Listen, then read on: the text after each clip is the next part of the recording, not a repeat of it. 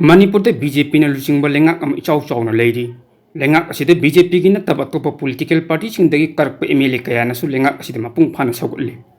Adubu BJP asi afaba lengak am haibedu oibeng ngamdaduna hojik Manipur si kangkhong chaibagi pibam de leire. Lengak asina Manipur apun bagi saktam phawang ngap ngamlaroidra haibagi mi paiba am hojik leiri. Masigi mathakta lengak asigi matamda sathira ba kang ani gi lal ama thoroktuna hojik Manipur miyak atukki matik leitadana maming tegi oini hingdun leibagi chap manhalli. Oiriba phibam asida aikoi lengak loisina kathokpana mang thaduna thamoi sengna lengak sasan tawba haibadu mangda thamma ngamdribasi kariginu haibasi miyang wahangni. Popular government ama ichaw chawna leina Manipur te karigidamakta proof ani gi marakta sathiraba lan thokhallibana. Thokliba lalasi karidigi horakkibuna haibagi maram lengak asin munna khanglaba phawbada lalasi loisinaba hotnaba ngamdribasi yamna lalle. Masina takpadi aikoi lengak loising asi mamingtagi oina leibak ngakpagi thabak tawbani haibadu hꯧꯖꯤꯛ ꯑꯣꯏꯔꯤꯕ ꯃꯅꯤꯄꯨꯔꯒꯤ ꯀꯥꯡꯈꯣꯡ ꯆꯥꯏꯔꯕ ꯐꯤꯕꯝ ꯑꯁꯤꯅ ꯃꯌꯦꯛ ꯁꯦꯡꯅ ꯇꯥꯛꯄꯅꯤ ꯍꯥꯏꯕꯗ ꯂꯥꯜꯂꯣꯏꯗ꯭ꯔ ꯈꯜꯂꯤ ꯌꯥꯝꯅ ꯅꯨꯡꯉꯥꯏꯇ꯭ꯔꯤꯕꯗꯤ ꯍꯧꯖꯤꯛ BJPꯒꯤ ꯂꯩꯉꯥꯛ ꯑꯁꯤꯗ ꯌꯥꯎꯔꯤꯕ MLA ꯃꯤꯅꯤꯁꯇꯔꯁꯤꯡ ꯑꯃꯠꯇ ꯑꯣꯏꯅ ꯀꯣꯛ ꯆꯨꯡꯁꯤꯟꯅꯗꯨꯅ ꯑꯃꯠꯇ ꯑꯣꯏꯕꯒꯤ ꯄꯥꯡꯒꯜ ꯊꯧꯅꯥ ꯑꯗꯨ ꯁꯥꯒꯠꯇꯨꯅ ꯃꯔꯩꯕꯥꯛ ꯃꯅꯤꯄꯨꯔ ꯀꯟꯅꯕ ꯍꯣꯠꯅꯕ ꯉꯝꯗ꯭ꯔꯤꯕ ꯑꯁꯤꯅꯤ ꯑꯁꯨꯝꯅ ꯃꯃꯤꯡꯇꯒꯤ ꯑꯣꯏꯅ ꯃꯤꯌꯥꯝꯒꯤ ꯃꯤꯍꯨꯠ ꯑꯣꯏꯅ ꯂꯩꯕꯗꯒꯤ ꯑꯐꯕ ꯂꯩꯉꯥꯛ ꯑꯃ ꯍꯥꯏꯕꯗꯨ ꯑꯣꯏꯕ ꯉꯝꯗꯕꯒꯤ ꯑꯆꯧꯕ ꯃꯔꯝꯅꯤ ꯑꯣꯏꯔꯛꯂꯤꯕ ꯐꯤꯕꯝ ꯑꯁꯤ ꯂꯩꯉꯥꯛ ꯑꯁꯤꯒꯤ ꯂꯨꯆꯤꯡꯂꯤꯕ ꯑꯣꯏꯔꯤꯕ ꯑꯃꯗꯤ ꯀꯔꯤ ꯀꯔꯝꯕ ꯊꯧꯗꯥꯡ ꯑꯗꯨ ꯂꯧꯒꯗꯒꯦ ꯍꯥꯏꯕꯗꯨꯁꯨ ꯈꯪꯗꯅ ꯂꯩꯊꯣꯛꯂꯤꯕ ꯑꯁꯤꯅ ꯂꯩꯕꯥꯛ ꯃꯤꯌꯥꯝꯒꯤ ꯑꯣꯏꯅ ꯈ꯭ꯋꯥꯏꯗꯒꯤ ꯌꯥꯝꯅ ꯂꯥꯏꯕꯛ ꯊꯤꯕꯅꯤ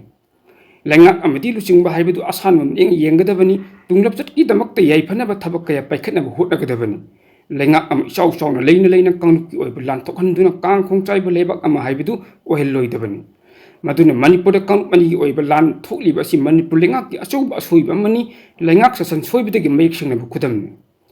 Manipur apunbagi saktam kanana thuwaina bu hotnai haibisi lengak paribasing mayek sengna khangbam thokpani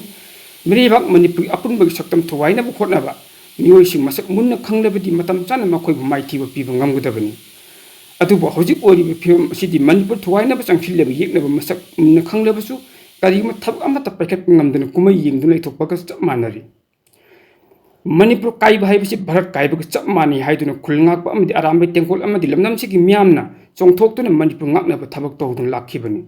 loina thawaina pantha maribakidamukta pihiba kaya amasu yauri maduna Manipur thawainaba hotnaba miyosing asi masak munna khanglabasu Bharat lengak amadi Manipur lengakna hojik phawba Manipur kannabu lafam thokut thawdang lawba ngamdana leiribasi laibak miyamna atukki matik pendaba haibudu oiri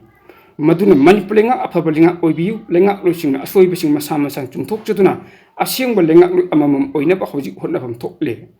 Maduna tadana Manipur lengak am ichaw chawna leina Manipur da sathiyaba kanukki lan thokhanba aduga lal asisu loisinba ngamdaba haibasi lengak loising achawba aran amani maram maduna hojik leibak miyamna lengak loising achawba thawdang lawduna khongjang ihaw ama changsillaktringai